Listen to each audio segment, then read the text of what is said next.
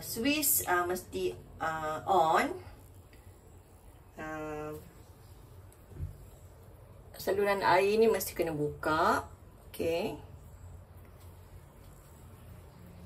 Dan dalam tekanan air tu tak boleh terlalu rendah lah. Okey. Tekanan air mesti tinggi. Okey. And then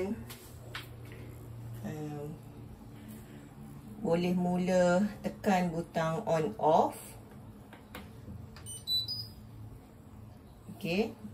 Nanti akan ada paparan lah di sini berkenaan dengan program yang dipilih. Okey, ada beberapa jenis program kat sini. Contohnya ini adalah program nombor 1 hingga 6. Baju yang jenis apa, baju warna putih semua ke, cotton ke, ataupun sintetik, maknanya selain daripada cotton lah. Okey. Kalau ada yang perkara ke-7 hingga ke-11 ni juga ada beberapa jenis program yang boleh dipilih. Dan nombor 12 hingga 14 ni sebenarnya adalah jika mana kita basuh baju, telah basuh baju dan kita nak keringkan sahaja. So mesin ni kita boleh pilih, kita nak dia basuh sahaja, kita nak dia basuh dan kering sahaja, ataupun kita nak keringkan saja sebab dia washer and dryer together. Okay. Alright. Berkenaan dengan nombor-nombor di belakang setiap satu program ni, ini adalah suhu program yang dipilih lah. Okay. Tapi kita pun boleh adjust the suhu tu. Nanti saya akan tunjukkan caranya.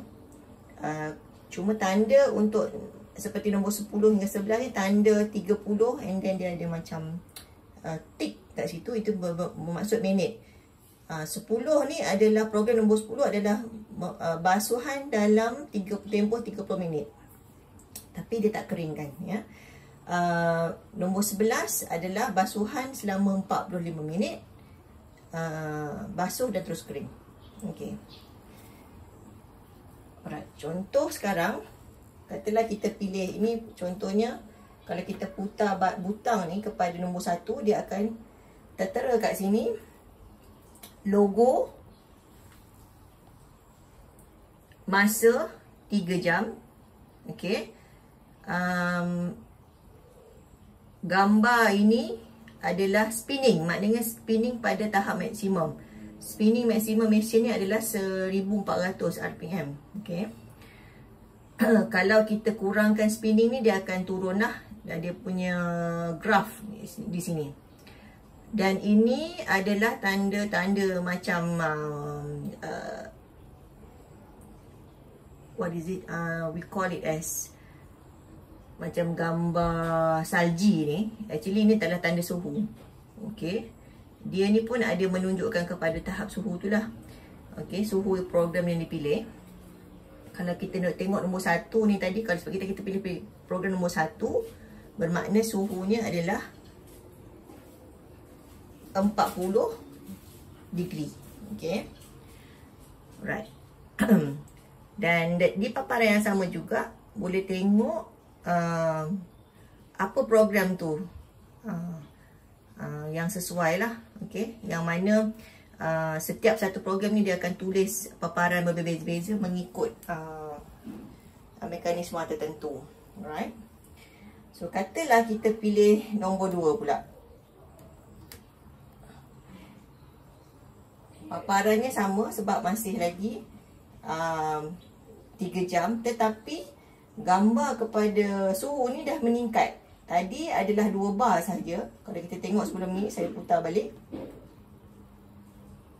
2 bar menunjukkan 40 degree. Okey. Tetapi kalau kita putar kepada nombor 2, dia dah meningkat kepada 1 lagi bar, iaitu menunjukkan program kedua adalah suhu adalah sebanyak 60 degree. Okey. Alright. Untuk basuhan biasa, saya biasanya akan gunakan nombor 3. Okey, bila kita select nombor 3, lepas tu adjust dia punya spin. Okey, tahap spinning maknanya dia punya putaran pengering.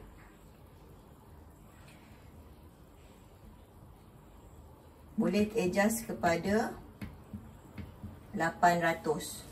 Ini pun dah cukup kering lah sebenarnya, sesuai Dan juga suhu tu turunkan kepada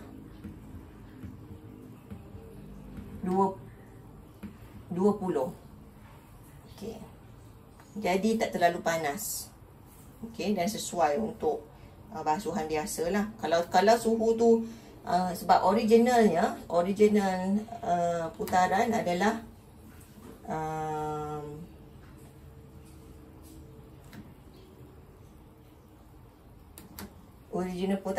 kalau pada suhu 90 nombor 3. Kalau nombor 3 suhunya sepatutnya adalah 90 degree. So itu terlalu panas nanti. Okey. Jadi tak kurang sesuai lah daripada baju kita kat Malaysia ni, sebab baju tu nanti boleh crumbling, maksudnya terlalu kedut. Jadi saya biasanya tak suka kepada terlalu kedut. Saya basuh nombor 3 dan juga saya tak gunakan dryer, sebab biasanya dia dryer ni kena on sekali. Macam ni dryer off. Okey. Okay, saya tunjukkan sekali lagi. Pada kebiasaannya boleh pilih pilihan nombor mana-mana pun tak ada masalah. 1, 2, 3, 4. Di mana-mana program pun tak ada masalah nak pilih yang mana satu. Kecuali program nombor 10 dengan 11. Yang tu dia dah memang designated lah kepada suhu tertentu. Okay. Biasanya tak boleh tukar lagi untuk nombor 10 dengan 11. Tapi kalau nombor 3 contohnya, puan boleh pilih yang macam ni 3 jam. Kalau ni basuhan selama 3 jam. Okay, saya dan juga penuh lah, full swing. Okay, suhu turunkan kepada 20. Spin kita turunkan kepada 800. Okay. Dan juga on butang dry. Sebab ini sekarang tengah off. On butang dry. Okay. Kalau dia butang dry, automatically sebenarnya spin tu akan jadi 1400. Masa je pun akan bertambah jika nak gunakan pengering. Okay. Kalau tak nak pun tak apa, tak ada masalah. Okay. Right. Dan boleh tutup rapat pintu ni.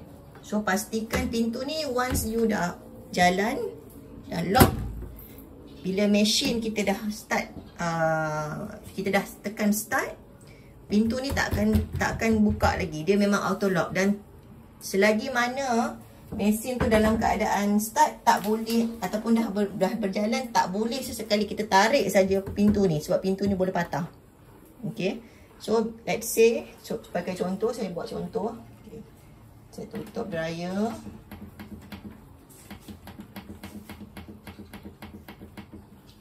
And then pilih kepada 8,000 tadi. Contohnya kita pun mula start. Okay, that's the sound. Okay, dan air akan masuk di sini. Okay, never open this one bila air masuk. Okay. Okay, dan pintu ni akan automatically lock sebab ada tanda merah. Okey.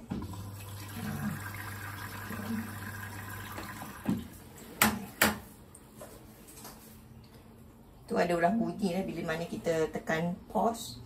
Okay, biasanya bila tekan pause tak ada lagi tanda merah di sini, baru boleh buka pintu. Okey. Begitu. Alright. Saya pilih biasanya nombor 3 ni sebab masa dia tu pendek. 1 jam 48 minit saja. Okey. Dan kemudian setelah habis, katalah manually set untuk pengering. Macam tadi adalah you dah set awal-awal pengering tu lepas habis basuh terus kepada pengering. Tetapi jika mana you nak basuh, lepas tu kita dry biasanya waktu malam sebab lebih jimat elektrik. Jadi terus saja putar kepada nombor 12. Sebab nombor 12 adalah untuk pengeringan kain jenis cotton. Okay, yang mana kita biasa gunakan di Malaysia. Okay, on button dry, and then puan boleh tengok lah, dan boleh terus pilih. Ni drying dalam tempoh 3 jam 40 minit. Macam tu. Okay, right. Terus tekan start dan dia akan dry.